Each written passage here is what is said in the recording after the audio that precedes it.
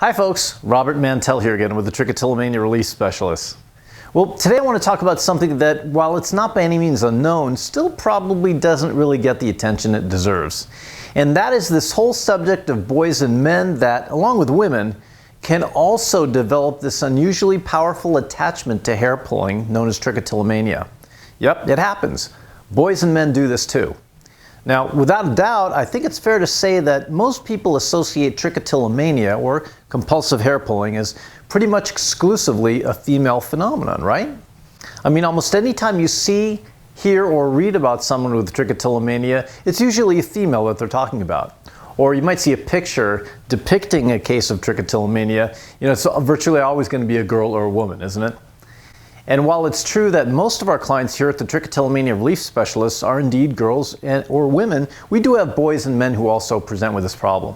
As a matter of fact, we have a young man we're working with right now, and his name is Micah, who at the age of 18 has been pulling since he was 3 years old. And by the way, he's doing magnificently well since starting with us a couple of weeks ago. Micah, you know who you are. Let's take a look at some of the numbers on this phenomenon of boys and men who also pull their hair. Well, statistically, the lifetime prevalence of trichotillomania in the general population ranges from 0.6 to 4.0%. And while most trich sufferers are female, approximately 1 in 5 are male. So that's still 20% of the group. In my opinion, that makes it well worth our while doing a video dedicated to talking about just this subject. So let's take a closer look at this now. Is male trichotillomania a special class of problem? Is male trichotillomania any different than it is in females? Does trichotillomania in males call for a different approach than that in females? Well, we'll start with what the research says. Unfortunately, it says almost nothing. Perhaps surprisingly, there hasn't actually been a lot of research specifically directed at studying the male experience of trichotillomania. You would think that if the statistics show that 10 to 30% of all the people who suffer with trichotillomania are men, that's enough to justify a fair amount of research on the subject, right? At least research into why most cases of trich are women and a significantly smaller percentage are men. But that's not what's happening. There just hasn't been much reported research at all on this, so there's not much I can tell you about that. But what I can tell you about is what we see here in the trenches at the Trichotillomania Relief Specialists. Naturally, Glay and I have seen a lot of girls and women here at the TRS, but we've also seen quite a few boys and men as well. For all intents and purposes, we haven't actually seen a whole lot of difference either between how men and women do their trich-related behaviors or what it takes to help them stop. And here's the deal. Both men and women will tell you the same thing as far as why they keep pulling, even though they really don't want to be doing that anymore. And that is, they'll tell you they can't help it.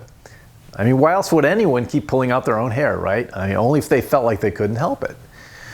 Well, it turns out both men and women absolutely have the same ability to control their hair pulling activity. In fact, they even have the ability to control their hair pulling easily under the right conditions. At our website, on our site's homepage, as a matter of fact, we say something that I think is pretty interesting, but I also think is very much the case. We say, the Trichotillomania Relief Specialist mission is to teach our clients to unlock their own innate ability to live a struggle-free, trick-free lifestyle. Well, it turns out everybody has that ability, not just women and not just men. So from our perspective, there's really no difference in prognosis for our clients based on gender, and neither is there any difference in our approach. Our approach is really all about empowering our clients to find and exercise the control they already have within them now. It's going to be the same no matter who we're working with. And by the way, because our clients already have that control within them now, we don't have to help them build it or create it or construct it or anything like that. That's one of the major reasons our work is as effective as it is, as quickly as it is. Just an example. 2 weeks ago, we started with this young man named Micah. I had mentioned him a few minutes ago. He's 18 years old now. He'd been pulling since the age of 3, and he's been to counselors and all that, starting many, many years ago.